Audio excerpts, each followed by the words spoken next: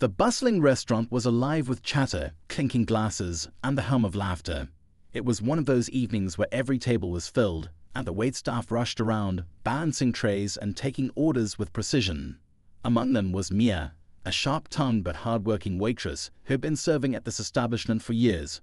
She was known for her quick comebacks, no-nonsense attitude, and a determination to keep everything in order, no matter how chaotic the night became. Tonight, though, something unusual was about to unfold, something that would change her life and the lives of everyone in the room. It started when a man walked in, unlike anyone Mia had ever seen before. He was dressed simply, almost too simply for a place like this. His plain t-shirt and jeans seemed out of place among the diners in their tailored suits and cocktail dresses. But there was something about him, his calm demeanor, his confident walk, that drew a few curious glances. Mia, however, barely noticed. She was juggling too many tables and was running late on bringing an order to a particularly impatient couple in the corner. The man chose a table near the back, one that wasn't directly in Mia's section, but close enough for her to see him. He didn't make a fuss or wave for attention. Instead, he waited quietly, looking over the menu as though he had all the time in the world. It wasn't long before Mia's coworker, Julie, nudged her and whispered, "That guy's been sitting there for a while. Can you cover for me? I'm swamped." Mia sighed, her irritation barely concealed. "Fine, what does he want?" Julie shrugged. "No idea, he hasn't said much." "Just go check, will you?" Reluctantly, Mia approached the table, her pen and notepad in hand. "Welcome," she said, her tone clipped. "What can I get you?" The man looked up, and for the first time, Mia really noticed his face. He had a kind smile, but his eyes held a depth that was hard to describe, like someone who had seen more of life than he let on. "Just a coffee to start, please," he said in a voice that was both gentle and commanding. "Coffee," Mia repeated, raising an eyebrow. "This isn't a coffee shop, you know. We have a full menu." "I know," he replied, unfazed by her tone. "But I'd just like a coffee for now." Mia frowned but scribbled it down. "Anything else?" "Not yet," he said with a small nod. As she walked away, Mia couldn't help but mutter under her breath, "What kind of guy comes to a fancy restaurant just for coffee?" She quickly pushed the thought aside and went back to her other tables, where the demands never seemed to stop. When she finally returned with the coffee, she placed it on the table with a bit more force than necessary. "Here you go," she said curtly. The man thanked her politely, took a sip, and seemed content to sit there, observing the restaurant. It was as if he were studying everything, the decor, the staff, the guests. His calm presence started to get under Mia's skin. The restaurant was too busy for someone to just sit around nursing a coffee, and she was starting to feel the strain of the busy night. About 20 minutes later, the man raised his hand slightly to get her attention. She approached the table again, trying to keep her frustration in check. "Yes?" she asked sharply.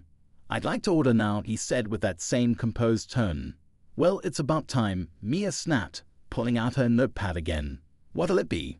He listed a few items from the menu, nothing extravagant, and handed her the menu with a polite smile. "Thank you," he said. Mia didn't respond, just turned and headed back to the kitchen. Table 7 finally decided to eat something. She muttered to the chef, who barely looked up as he added it to the list. The night wore on, and Mia's patience grew thinner. She caught herself glancing at the man's table now and then. There was something irritatingly unshakable about him, as if he didn't notice or care about the chaos around him. And then it happened. Mia brought out his order, balancing the tray with practiced ease. But as she leaned in to place the plate in front of him, the tray wobbled, and a glass of water tipped over, spilling across the table and splashing onto his lap. "Oh, great," she said sarcastically, grabbing a napkin. "This is just perfect." The man quickly stood up, brushing off the water. "It's all right," he said, his voice calm as ever. "No harm done." "No harm done," Mia snapped, her temper finally breaking. "Maybe if you weren't just sitting here like you own the place, this wouldn't have happened." The words left her mouth before she could stop them. And then, before anyone in the restaurant could process what was happening, she did something she would immediately regret. She slapped him. The sound echoed through the room, silencing the chatter. Everyone turned to stare, their eyes darting between Mia and the man, whose expression hadn't changed. He simply stood there, his hand resting on the table, looking at her with a mixture of surprise and something else, something almost like pity. Mia froze, her heart racing. She couldn't believe what she had just done. The other waitstaff were staring, the diners were whispering, and the manager was already storming over. "Mia," he shouted, "what on earth do you think you're doing?" Before Mia could respond, the man held up a hand, silencing the manager.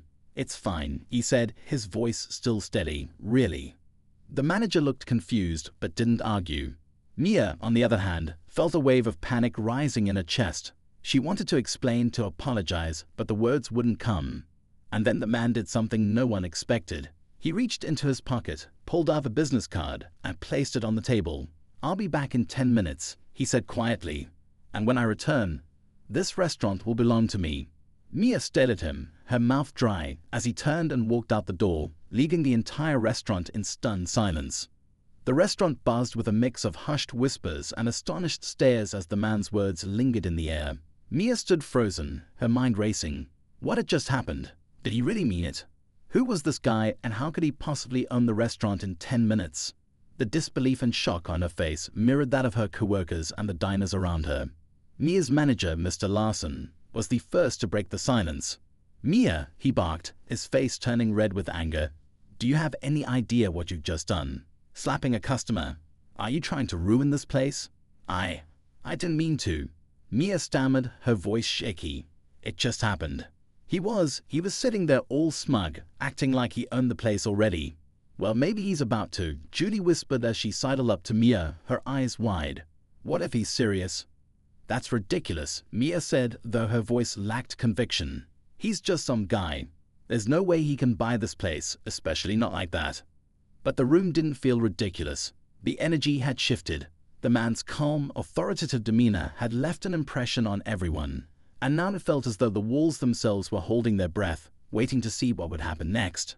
In the kitchen, the cooks whispered amongst themselves, trying to piece together what they had overheard. At the bar, the bartender cleaned glasses nervously, glancing toward the door every few seconds. And the diners, all dressed in their evening best, leaned toward one another, speculating about the stranger and his bold claim. Mia felt a knot tightening in her stomach. "Who even is this guy?" she muttered under her breath, more to herself than to anyone else. Julie, who had a knack for gossip, piped up again. "I don't know, but didn't you notice his watch? It looked expensive, like super expensive, and his shoes too. They're the kind of thing rich people wear. So what if he's rich?" Mia snapped, though deep down Julie's observation unsettled her. "That doesn't mean he can just walk in here and take over." But Julie's words planted a seed of doubt. Mia replayed the interaction in her mind, the man's calmness, his confidence, and the way he didn't even flinch when she slapped him. He didn't react like someone humiliated or angry. Instead, he looked at her as though he knew something she didn't, as though the slap didn't matter in the grand scheme of things. The minutes ticked by painfully slowly. Mia felt every pair of eyes in the restaurant on her, judging her, waiting to see what she would do. Mr. Larson was pacing near the entrance, muttering to himself about lawsuits and bad publicity. "If this guy's serious," he said to no one in particular, "we're going to be in big trouble. I don't even know if the owners would sell, but still." Mia clenched her fists, anger bubbling up again. This was absurd. She had worked at the restaurant for years, putting up with rude customers, long hours, and low pay, and now everything was being overshadowed by a single incident with a guy she barely knew. But a part of her, one she didn't want to admit to, was scared. The door opened, and for a split second, everyone in the room froze, their heads snapping toward the entrance. But it wasn't him. It was just a delivery guy dropping off a late-night order. The tension eased slightly, but the wait stretched on, each second feeling heavier than the last. Mia decided she couldn't just stand there. She needed answers. She grabbed her phone and slipped into the back room, away from the prying eyes of the diners. Opening the browser, she typed in the little she knew about him, his description, his mannerisms, and the business card he had left behind. The card had only his name, Ethan Cole. No title, no company, just a sleek black design with his name embossed in gold lettering. It didn't tell her much, but it was enough to start her search. Within moments, the screen filled with results, and Mia's breath caught in her throat. Ethan Cole wasn't just some guy. He was a tech entrepreneur, one of the youngest billionaires in the country, according to a profile in a major business magazine. There were photos of him at charity galas, speaking at conferences, and standing next to some of the most powerful people in the world. Mia scrolled through the articles in disbelief. Ethan Cole had built his fortune by developing cutting-edge software that revolutionized the financial industry. He was known for his philanthropic efforts and low-key lifestyle despite his immense wealth. There were even rumors that he had a habit of quietly acquiring struggling businesses and turning them into massive successes. Her heart sank. If this man wanted to buy the restaurant, he probably could. The thought sent a wave of panic through her. What would happen to her job, to her co-workers, to everything she had worked so hard to maintain? She heard a knock at the door. It was Julie. "Mia," she said softly, her expression serious. "He's back." Mia felt a chill run down her spine. She followed Julie back out to the dining area where Ethan had returned, just as he said he would. He walked in with the same calm confidence, his presence commanding attention without him needing to say a word. He approached Mr. Larson, who looked like he was about to have a heart attack, and spoke quietly to him. Mia couldn't hear what they were saying, but she could see the color draining from her manager's face. Ethan handed him a folder. Where it came from, Mia had no idea, and gestured toward one of the private booths near the back. Larson nodded, his hands trembling slightly, and led Ethan to the booth. "What's going on?" Mia whispered to Julie, but Julie just shook her head, her eyes glued to the scene unfolding before them. Ethan sat down in the booth, cool and composed, while Larson hovered nearby, flipping through the papers in the folder. Whatever was in there, it was serious. Larson kept glancing toward Ethan, then back at the papers, his expression a mix of confusion and worry. The rest of the staff and diners tried to carry on as if nothing unusual was happening, but it was impossible to ignore the growing tension in the room. Every now and then, someone would steal a glance toward the booth, their curiosity getting the better of them. Mia felt like she was standing on the edge of a cliff, unsure whether she was about to fall or be pushed. Her emotions were a whirlwind: anger, fear, regret, and strangely, a spark of curiosity. Who was Ethan Cole really, and what was he doing here? And most importantly, what was going to happen next? Mia couldn't tear her eyes away from the booth where Ethan and Mr. Larson were seated. The tension in the room was palpable, a collective unease that no amount of cheerful conversation or clinking glasses could mask. Ethan's calm demeanor hadn't wavered, even as Larson appeared more rattled by the second. Whatever was in that folder, it was clearly shaking her boss to his core. Julie nudged Mia. "What do you think is in there? Contracts? Financial statements?" Mia shook her head. "I don't know, but it can't be good. Larson looks like he's about to faint." Julie frowned, her usual playful tone replaced with genuine concern.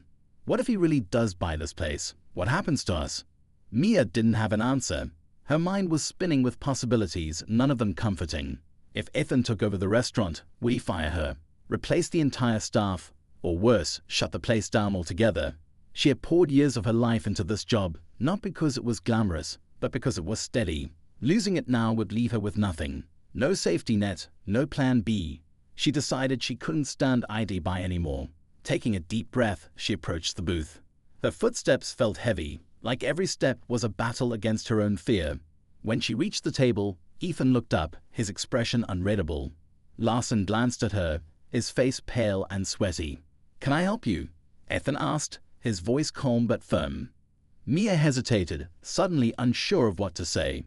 She had stormed over with the intention of confronting him, demanding answers, but now that she was here, the words felt stuck in her throat. I just want to know what's going on," she finally said, her voice quieter than she intended. "Are you really trying to buy this place?" Ethan leaned back in his chair, studying her for a moment. His gaze wasn't unkind, but it was intense, as if he were trying to see past her words to the real question beneath them. "What do you think?" he asked. The question caught her off guard. I think this doesn't make any sense," she admitted. "Why would someone like you want to own a small restaurant like this? You could have anything you want. So why here?" Ethan's lips curved into a faint smile, but it wasn't one of amusement. "It's not about the restaurant," he said simply. "It's about the principle." Larson, who had been silent until now, spoke up. "Mia, I think it's best if you let us handle this. Mr. Cole and I are discussing some options." "Options?" Mia repeated, her frustration bubbling to the surface. "What kind of options?" "This place isn't for sale, and even if it were, you can't just." Ethan raised a hand, cutting her off. Not rudely, but with the quiet authority of someone used to being listened to. "You're upset," he said, his tone neutral. "I understand that, but this situation is more complicated than you realize." Mia felt a flare of indignation. "Complicated how?" "Because from where I'm standing, it looks like you're just throwing your money around to prove a point." Ethan's expression didn't change, but there was a flick of something in his eyes. Annoyance, maybe, or disappointment. "You assume this is about money," he said, his voice steady. But it's not. Not entirely.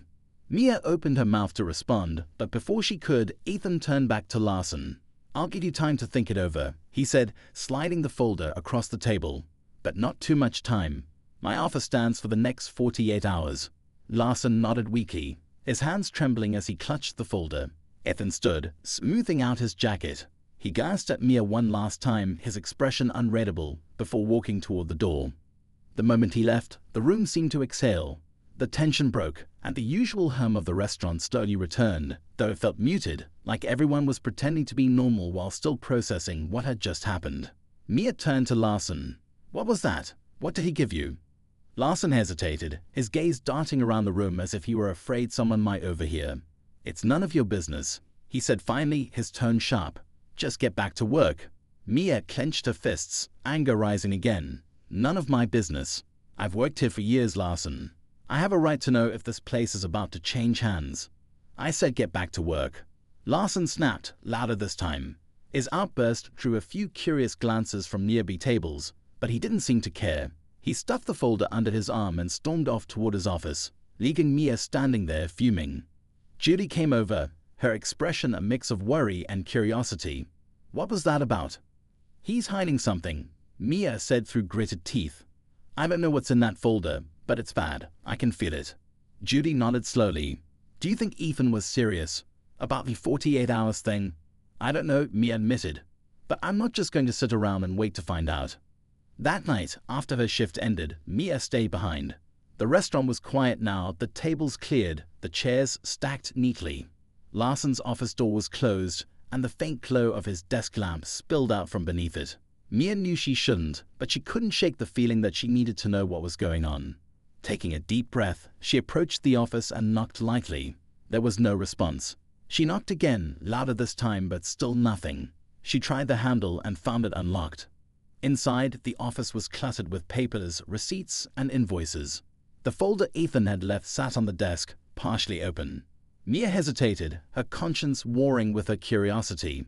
But the memory of Ethan's calm, calculated demeanor and Larson's panicked reaction pushed her forward. She opened the folder and quickly scanned its contents. What she saw made her heart race. There were documents detailing the restaurant's finances, debts, missed payments, and legal notices that painted a grim picture. But that wasn't all. There was also a contract already drawn up with Ethan's name on it. Mia's mind raced as she pieced it together. The restaurant wasn't just struggling, it was on the verge of collapse. And Ethan knew it. He hadn't come here on a whim. This had been calculated, planned. But why? Why this restaurant? Why now? Before she could delve deeper, she heard footsteps approaching. Panicking, she quickly put the folder back and slipped out of the office, her heart pounding. As she stepped into the empty dining room, one thought consumed her. Ethan Cole wasn't done yet, and neither was she. Mia couldn't shake the sense of dread that followed her home that night. The image of the folder's contents stayed with her, replaying in her mind like a broken record.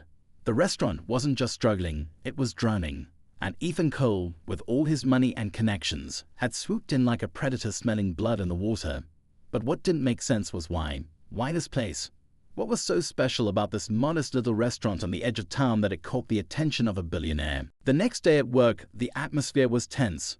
Larson seemed more on edge than usual, snapping at the staff over minor issues and pacing the floor like a man waiting for bad news. Julie was unusually quiet, casting worried glances at Mia whenever their paths crossed.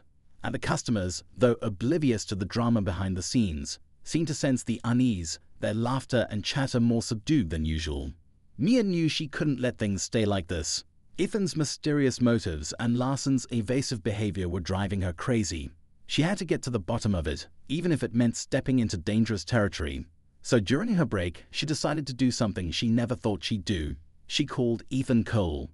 The number on his sleek black business card connected her to an assistant who sounded professional yet distant. When Mia asked to speak to Ethan, she was met with polite resistance. "Mr. Cole is very busy," the assistant said. "May I ask what this is regarding?" Mia hesitated but finally said, "It's about the restaurant he's trying to buy. I work there, and I think he needs to hear from someone on the inside." There was a pause, and Mia held her breath, convinced the assistant would brush her off. But then, to her surprise, the voice softened. "Hold, please." A moment later, Ethan's calm, familiar voice came through the line. "This is Ethan. Who am I speaking with?" "It's Mia," she said, her throat tightening. "From the restaurant. I need to know what you're doing. Why are you really buying the place? It's not just about business, is it?" There was a brief silence on the other end, and Mia could almost picture Ethan leaning back in his chair, considering his response. When he finally spoke, his tone was measured but direct. "You're right. It's not just about business." Mia's pulse quickened. "Then what is it about? Why are you going through all this trouble?" "You're asking the wrong question," Ethan said. "The question you should be asking is why the restaurant is in this position to begin with. And if you want the answer to that, I suggest you talk to Mr. Larson." Before she could press in further, Ethan ended the call. Frustrated and more confused than ever, Mia knew there was only one thing left to do. She had to confront Larson. After her shift, she waited until the other employees had left and cornered Larson in his office. The man looked exhausted, his tie loosened, and his desk cluttered with paperwork. "Mia, what are you doing here?" he asked, clearly irritated. "We need to talk," she said firmly. "And this time, you're going to tell me the truth. What's really going on with the restaurant? Why is Ethan Cole so interested in buying it?" Larson sighed heavily, running a hand through his thinning hair. "Mia, this isn't your problem. Just do your job and let me handle it." "No," she snapped. "You've been saying that for days, but it's obvious you can't handle it. I saw the folder, Larson. I know about the debts, the missed payments. This place is falling apart, isn't it?"